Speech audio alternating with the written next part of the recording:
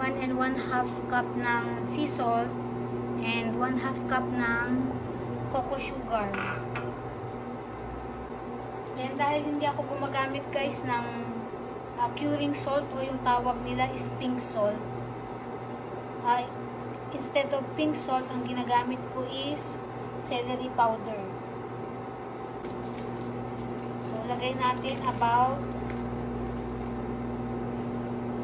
5 teaspoon.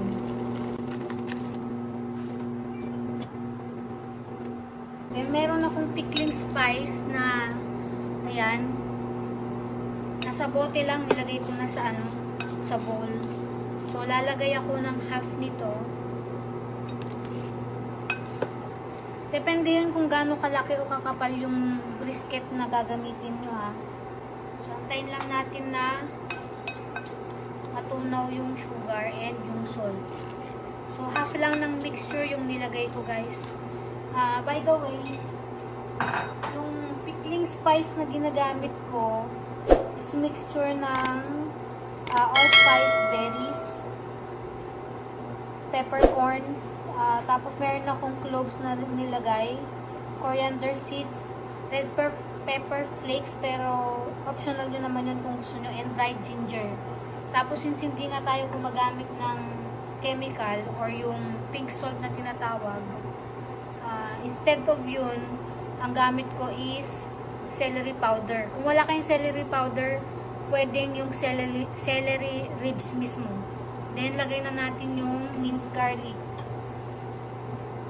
Ay, sorry, tansya meter kasi ako dito depende sa laki ng meat.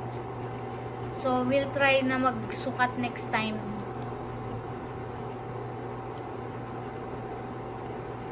So, ayan. Once na matunaw na yung, o nag-dissolve na yung salt and yung cocoa sugar, dadagdagan ko to ng a few cups pa para lumamig na siya ng mabilis. And try ko na yung brisket, saka ko siya isa-submerge, and then ilalagay natin sa ref for 5 to 10 days.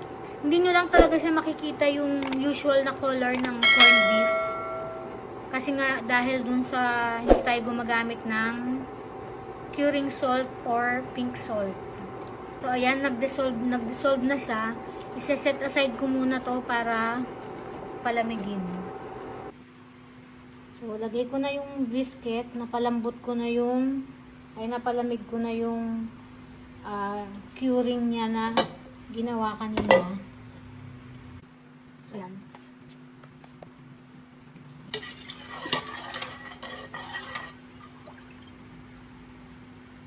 Then, isa-submerge na natin siya sa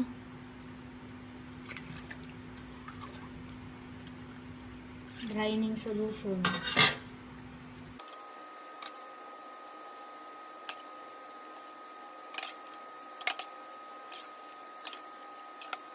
Then, tatakpan, ilalagay sa ref ng 5 to 10 days. So, ayan guys, nilagay ko sa isang malaking Tupperware. And then, after 10 days, babalikan natin. So, ito nilabas ko na sa ref. I-discard ko na yung braining solution niya. And then, huhugasan ko siya sa running water. And then, meron na rin akong na-prepare dito na onion. Excess na corned beef solution natin para sa braining. So, ayan, nahugasan ko na. Papakulo na ako ng tubig, magbo-boil ako. And then, saka natin ilalagay yung mixture.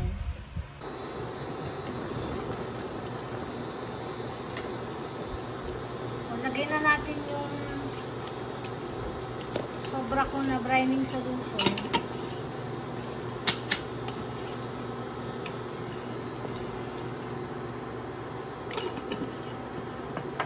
And lagay tayo ng onions, garlic and carrots, celery.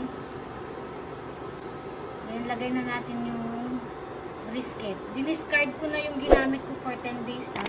So, bago na itong solution na nilagay. So, hayaan lang natin siyang mag-boil. And then, isi-simmer ko na siya ng 3 to 4 hours. So, ito na yung Slice na natin yung beef para baka masobrahan siya. 4 hours guys, na simmer.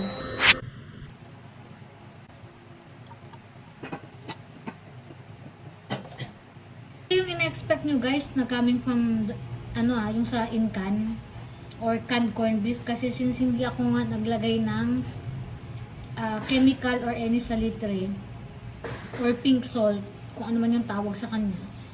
Kasi nga, kaya nga ako gumagawa ng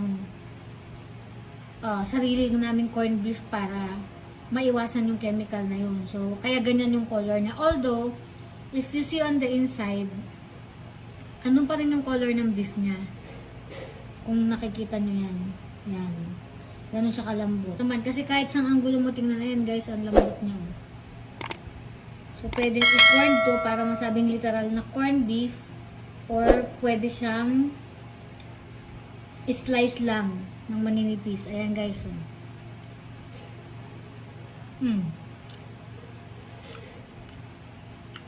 Corned beef. I love it. Bye guys. Di ko na ito pa plating ha. Bye.